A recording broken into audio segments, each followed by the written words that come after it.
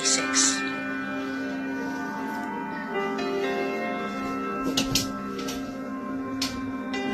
Humanity was about to witness one of the most horrific tragedies in history.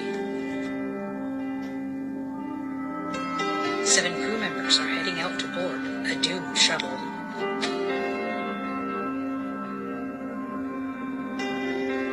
One of them is a school teacher.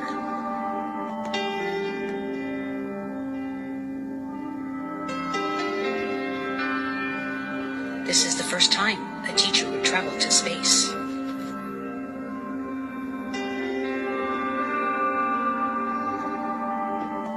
The world watched with excitement and anticipation.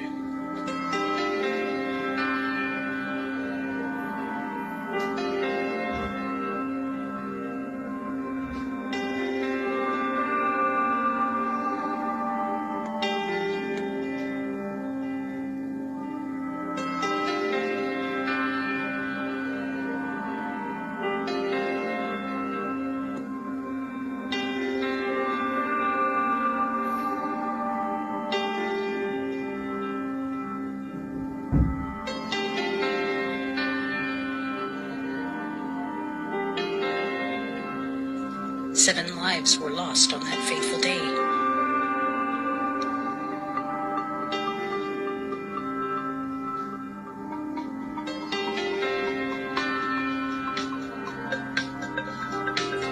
Or were they? It turns out they were not on board the shuttle. And no, these photos are not AI-generated age progressions. These are real people. Anyone can look them up on Google.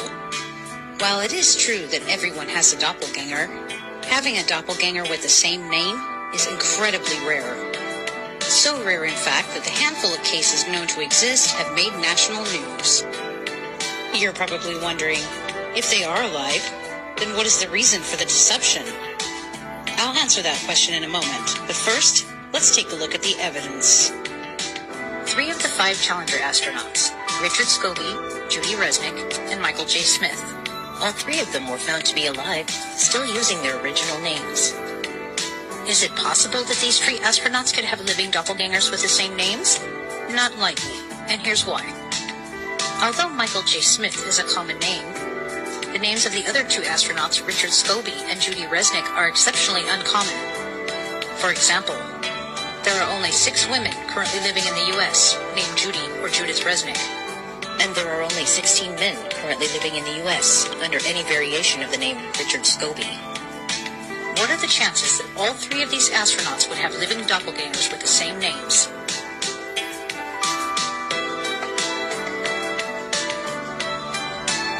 The other 2 astronauts, Ronald McNair and Ellison Onizuka, both were found to have living twin brothers named Carl McNair and Claude Onizuka.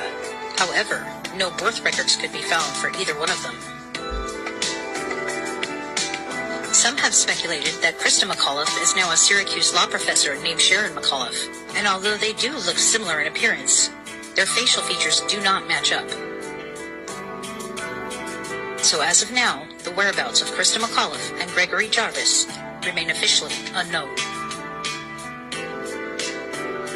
An investigator tracked down and confronted Professor Judith Resnik. Hey, Judy? How you doing? I'm from the press. I just had a quick question, if you don't mind. What press? I'm from a radio station in San Bernardino. I know there's a conspiracy about the Space Shuttle. No, I want to be polite. Professor Michael J. Smith was also tracked down and confronted. Are you Michael Smith? Yeah. Professor at university? Retired? Yeah. Yeah, I just stopped by because there's this room. Are you aware of that? There's a rumor on the internet. It's not me. That people are saying. Yeah, it's not me, obviously. I mean, anybody that looks at my background, looks where I was born, it's not me. I mean, it's interesting that the Michael J. Smith, that was the astronaut, looks something like me when we were younger, but really not, if you really look at facial recognition. You never been a pilot, never been in the military? Nothing like that. Huh. No. Okay. Yeah. That's all. And I don't respond to the emails I get. I get probably an email, maybe 2 a month. Really? And I got one guy that's been really hounding me, and I turned it over to the FBI. Yeah. You know, yeah, I mean, it's bullshit. Okay. You know, another crazy theory. Okay. But that's, you know, not me. I'm glad I wasn't him, but he's quite a guy.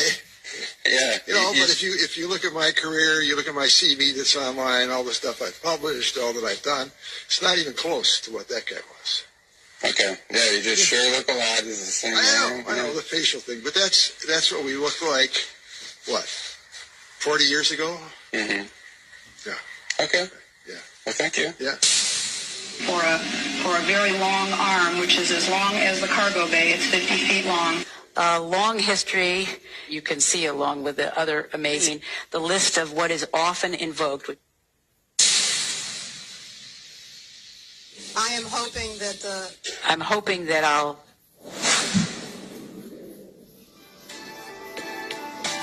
Why didn't the crew board the shuttle? And the answer is complicated. The 1986 mission was the Challenger shuttle's 25th launch. Challenger was built in 1979 and was designed to be a test vehicle for the space program. It was not intended for long-term use, and plans to build the final vessel were repeatedly pushed back due to budget cuts, causing NASA much frustration.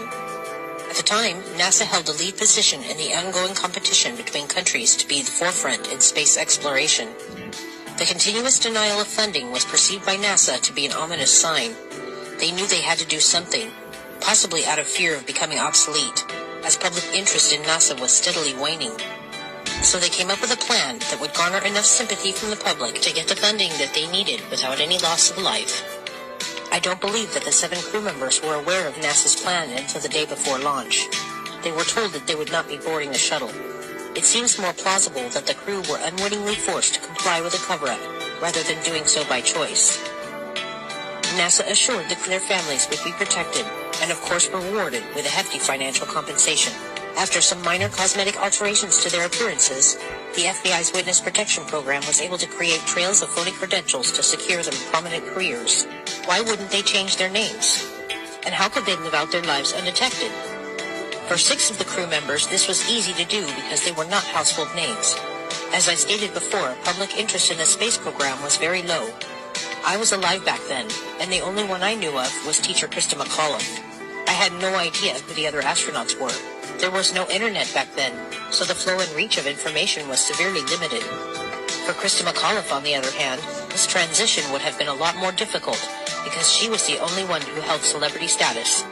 She would have had no other choice but to go into permanent lay-low hiding, which carries the risk of depression and paranoia.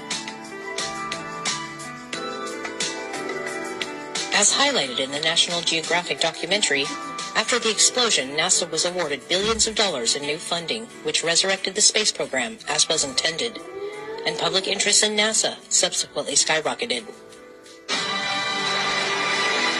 After 2 decades of budget cuts and a loss of public interest, the shuttle has never made good on its promise to provide a routine bus service to space. The 25th shuttle launch will be far more than just another trip into orbit. It's designed to resurrect the entire program. and like Christa said, you know, Mom, she said that shuttle, they can shut that down the very last second if anything's wrong. In the months following the disaster, Morton Firecoal paid the astronauts' families around $4.6 million, but were awarded a $1.8 billion contract to develop a new range of rocket boosters. If someone offered you $4.6 million to pretend that your loved one was deceased, even though they would still discreetly be a part of your life, would you do it? Of course you would.